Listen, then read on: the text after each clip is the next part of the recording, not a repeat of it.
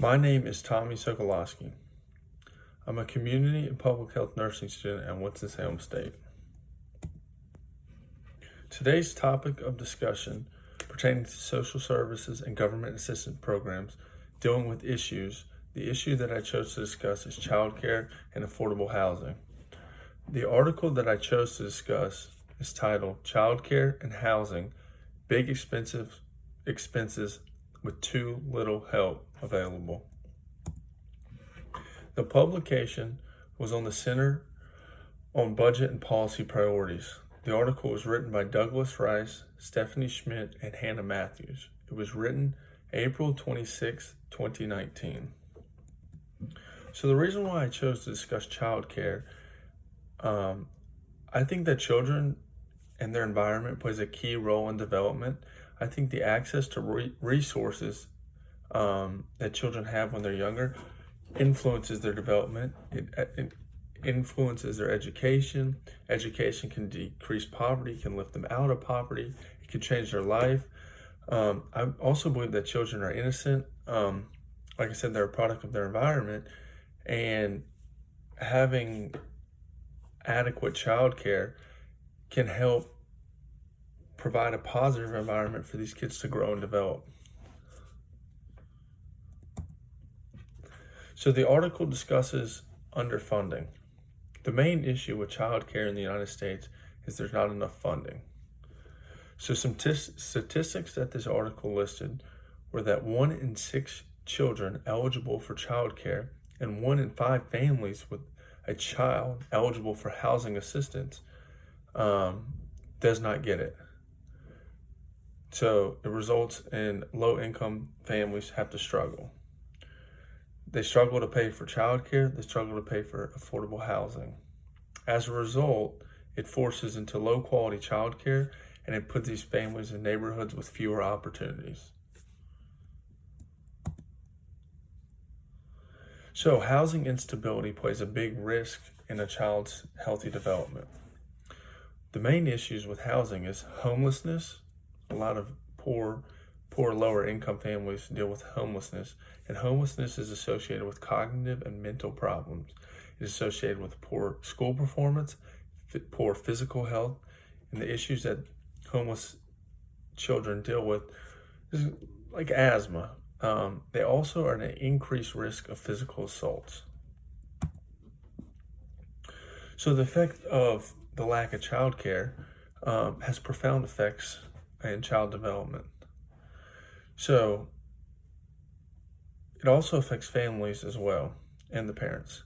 So families that cannot afford childcare or lack of childcare, it increases their absences from work and other scheduled events. Ultimately, missing work decreases income. Children lack stability, cognitive and development issues. So in these lower income childcare facilities, they do not usually have the greatest technology or the greatest instruction. They get behind. Poor families' childcare costs roughly 30% of income.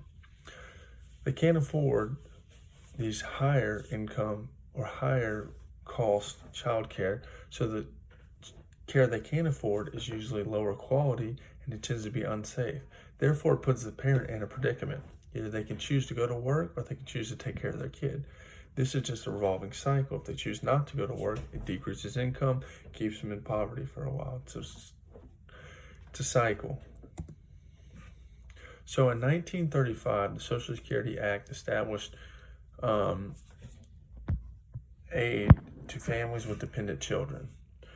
So what that policy did was it provided cash welfare payments to needy children. This kind of transitioned into the TANF, which is Temporary Assistance for Needy Families. This assisted families in need, so the child could be cared for, it could reduce dependency from the parents, and it could promote work, increasing income in the family.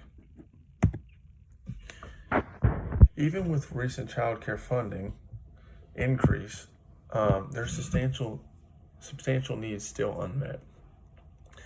The biggest fund or grant program to provide funding for childcare is the Child Care Development Block Grant. It's a primary federal funding program. So this program is voted on Congress every couple years, every year or so, whether or not they're going to increase or decrease funding.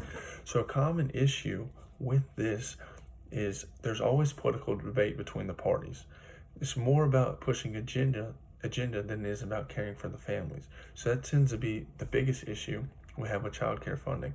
One party objects, one party offers a solution, constant battle between the two parties solely to push their own agenda, not to look out for the benefit of the communities and the families and the children that are suffering. These programs are severely underfunded. Only very few of the eligible population gets benefits from it. So as a result, there are health inequities. A bunch of health inequities exist and social injustices. So, for example, low-income, poor children get poor care. Their development is not up to par with some of the children that come from a high-income family. They get poor education, and no education limits the possibility of getting yourself out of poverty and overcoming your circumstances. Unfortunately, the majority of the families needing assistance with childcare tend to be minorities. So they remain in poverty. It's a revolving cycle. The child doesn't develop correctly. It's delayed. It's not learning. It just never gets out of this cycle. So childcare is extremely important. It plays a way bigger role than people like to think. High-income families, on the other hand, can pay for top-notch childcare so their child develops and it gets an education, increases income, and so on. So a nurse's role in public health would be dealing with policy and enforcement. Prior to this, like nurses would go to the senators, Congress people, that would provide information, statistics, try and